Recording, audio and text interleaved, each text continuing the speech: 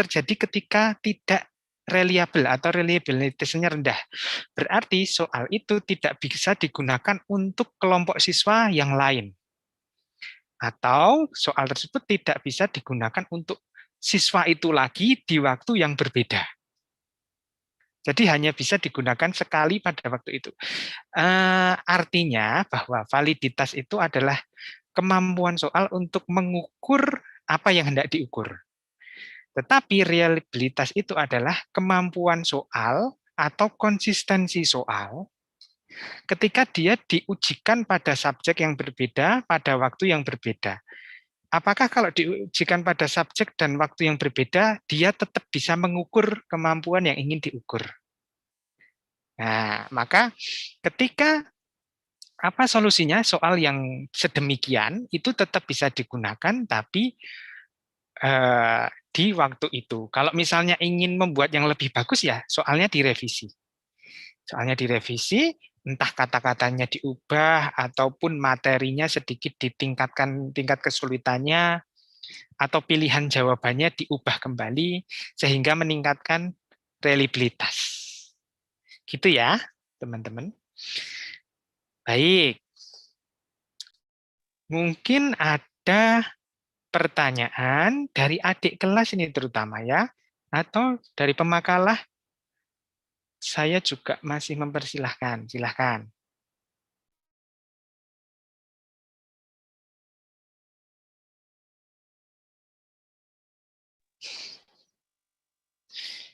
Dari adik-adik kelas juga boleh bertanya loh, misalnya apa yang dimaksud dengan ini, bagaimana cara melakukan ini, karena mungkin kalian masih tahap awal ya dalam belajar.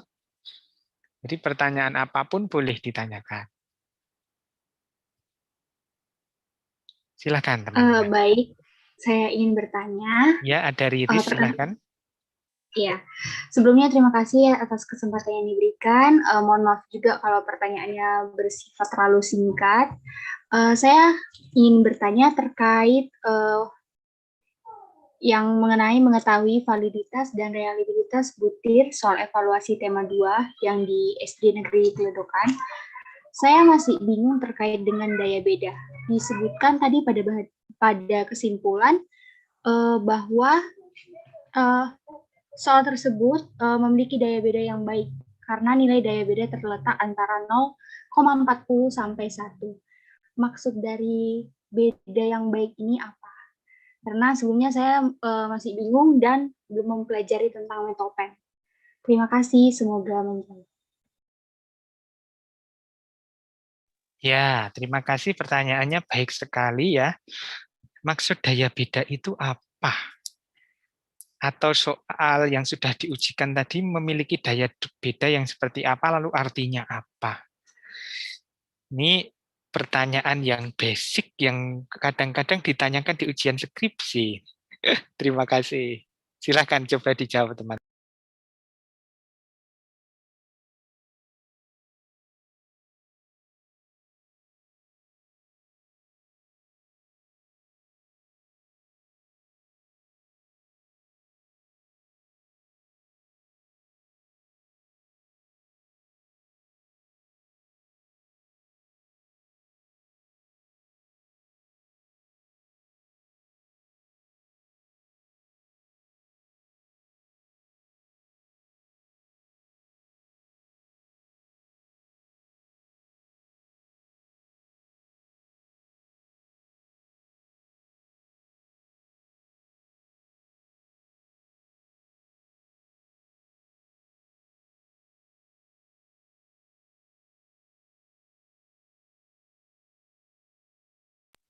Silakan teman-teman.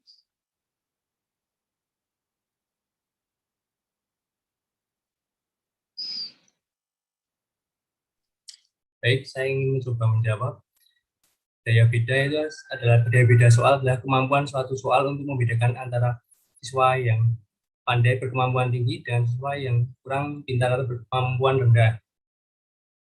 Lalu untuk menentukan daya pembeda, maka nilai perhitungan yang digunakan adalah R hitung pada SPSS yang dibandingkan kriteria sebagai berikut: 0,40 sampai 1,00 dianggap soal baik, lalu 0,30 sampai 0,39 keterangan soal diterima dan diperbaiki, lalu dari pembeda 0,20 sampai 0,29 keterangan soal diperbaiki, lalu 0,00 hingga 0,19 keterangan soal ditolak. Baik, mungkin teman-teman yang lain bisa menanggapi lagi.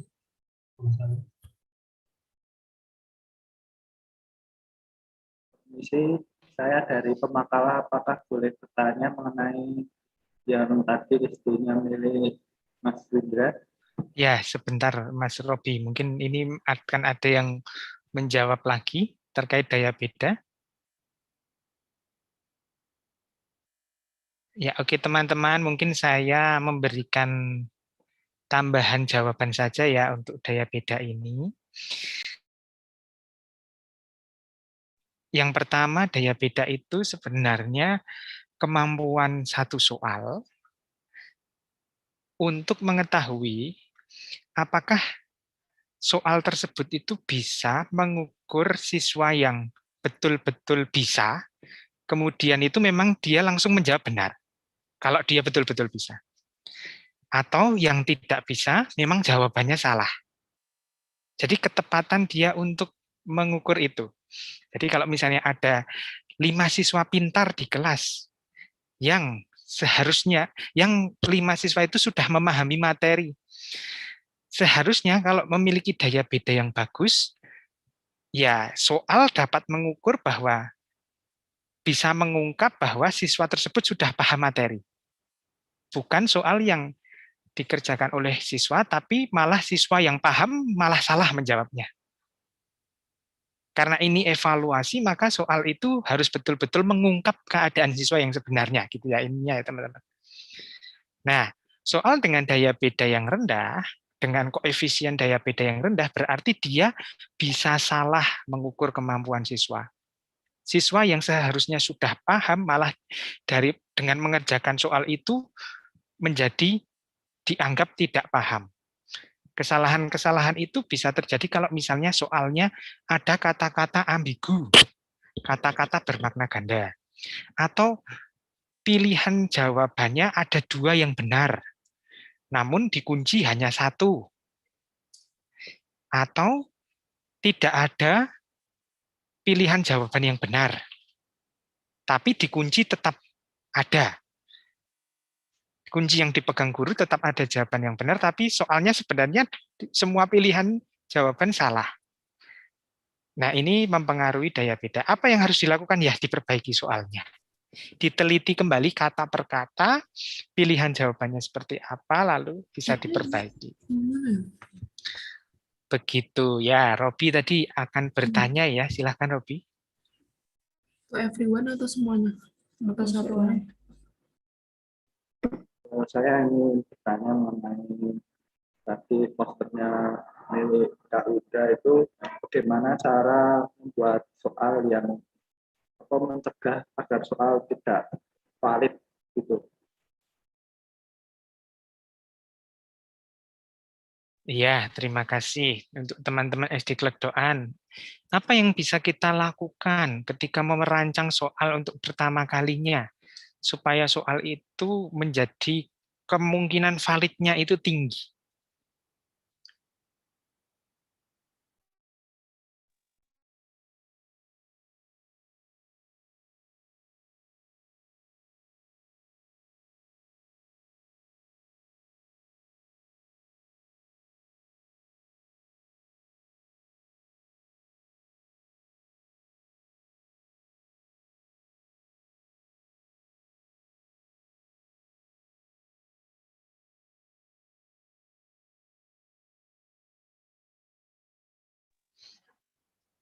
Apakah ada yang akan menjawab, teman-teman? Silahkan. Ya, Robi, saya ingin mencoba menjawab. Tadi pertanyaannya tentang bagaimana cara membuat soal agar soalnya itu dapat valid gitu ya. Yang pertama, kita harus tahu dulu apa yang mau kita ukurkan ke siswa, seperti itu.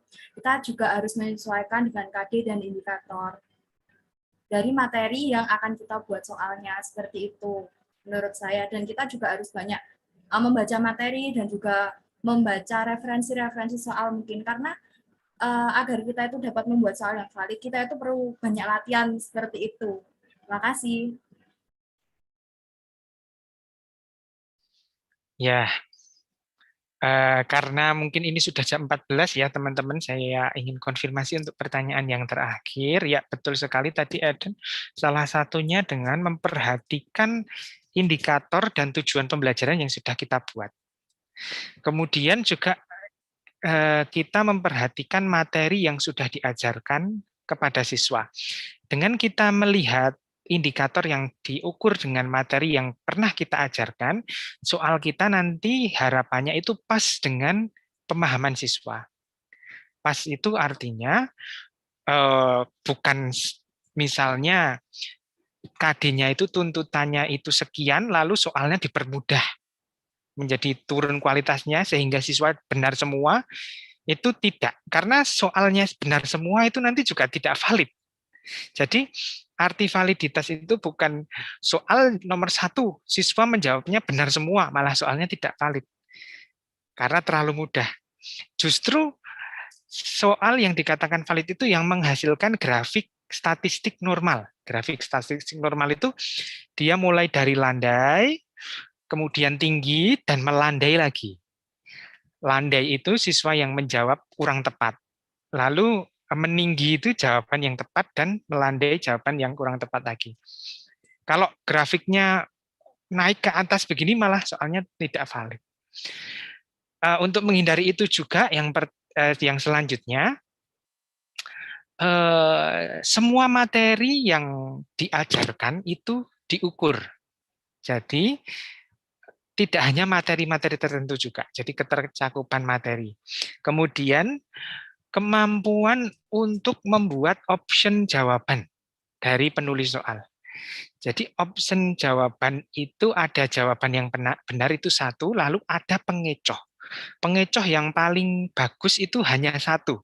Misalnya dari 4A, B, C, D, jawaban yang benar B, lalu pengecohnya C yang sedikit membingungkan.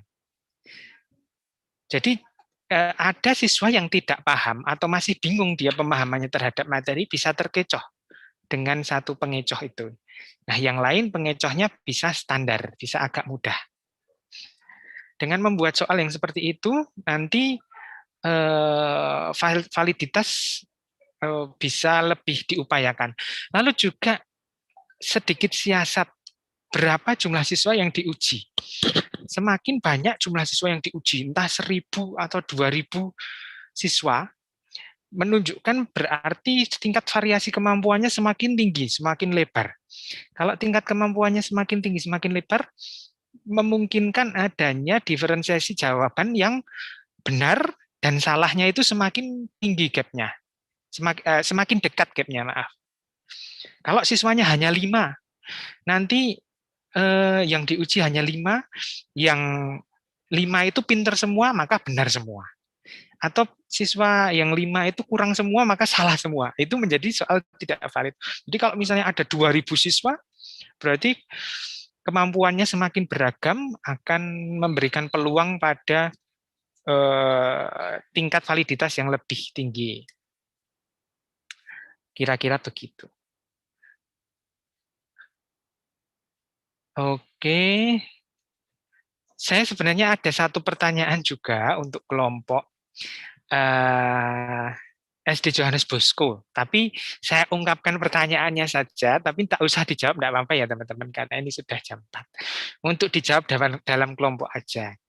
Nah, tadi teman-teman di SD Negeri Johannes Bosco meneliti mengenai kedisiplinan. Lalu dicapai kedisiplinannya itu tinggi, artinya siswa-siswa disiplin ya. Nah, yang pertama tadi cara mengukurnya pakai kuesioner. Nah, yang ingin saya tanyakan, kedisiplinan apa yang diukur di situ? Dan bagaimana cara mengukurnya?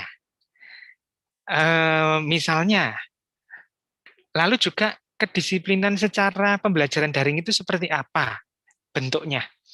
Kalau kita offline, siswa datang tepat waktu, itu kan disiplin.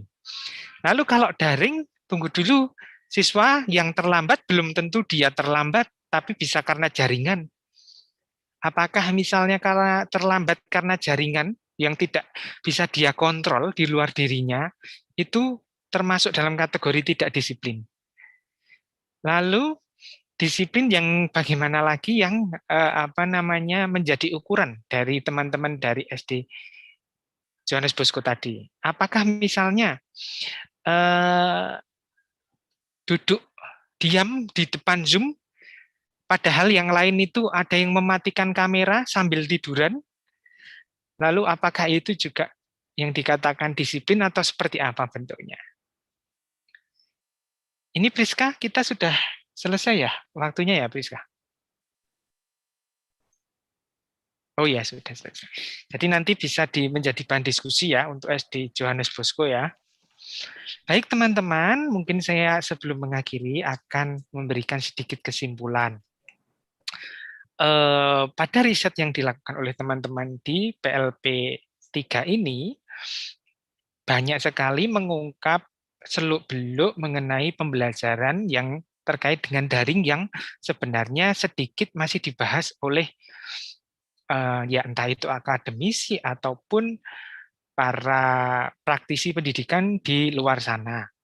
Mengenai motivasi belajar, lalu mengenai kedisiplinan daring, itu menurut saya tema-tema yang sangat menarik sekali.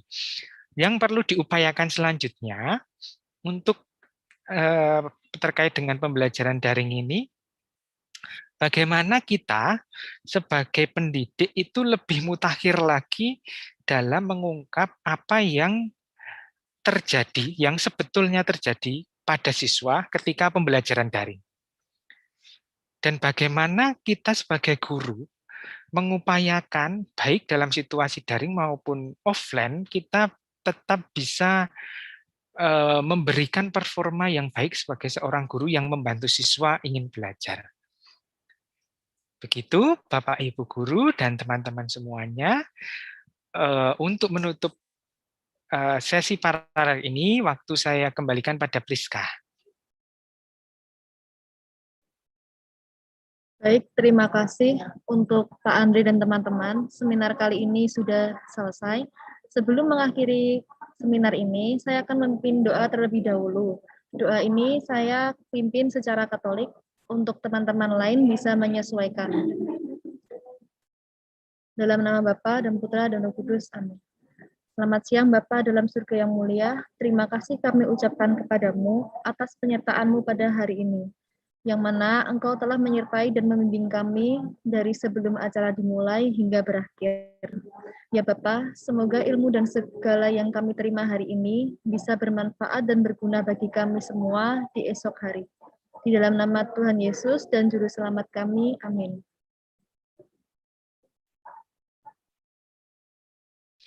Terima kasih teman-teman semua dan Bapak Ibu Guru. Sampai berjumpa di lain kesempatan. Untuk semester teman-teman semester 7 jangan lupa skripsinya. Untuk semester 5 jangan lupa sebentar lagi ujian dan juga semester 1 ya. Dadah semuanya, bye-bye. Terima kasih. Terima kasih Pak. Terima kasih teman-teman. Terima kasih Bu Erdiuna, Bu Bernadetta. Terima kasih Andre, sami-sami. Terima kasih Pak.